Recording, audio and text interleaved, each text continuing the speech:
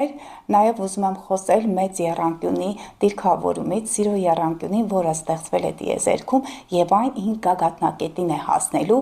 2025 թվականի մայիսի 20-ի մոտակայքում։ Ինչ է եղել, ձևավորվել է Մարս-Վեներա տրիգոն դիրքավորումը, Մարսը առյուծի կենդանակերպում, Վեներան խոյի կենդանակերպում, մեծ սեր, հնարավորություններ, հաջողություններ եւ իրականում այս անգամ հնարավոր է, որ կարողանաք իրավամբ ձեր անձնական կյանքը դասավորել։ Մեծ տրիգոնը գործում է կրակի տարերքում, բայց այն հնարավորություն կտա նաև օդի տարերքի ազդեցության տակ ծնվածներին։ Դե սիրելիներս, այդ առիթով ես ցանկանում եմ զեղչեր կատարել միջանձնային հարաբերությունները այդ դիտարկելիս, որպեսզի այն զույգերը, որոնք ուղղակի ուզում են կարգավորել իրենց կյանքը, կարող են գրել ինձ, զեղչային պայմաններով կարող են կատարել ձեզ համար եւ կանխատեսումներ եւ նաեւ դիտարկումներ։ Արդյոք ձեր համատեղելիությունը այն երկարատև է, արդյոք այդ անձը ձեզ պետք է, որ ոլորտներում, որ դաշտերում եք համատեղելի եւ ինչ խնդիրներ կունենաք ձեր կյանքի ընթացքում եւ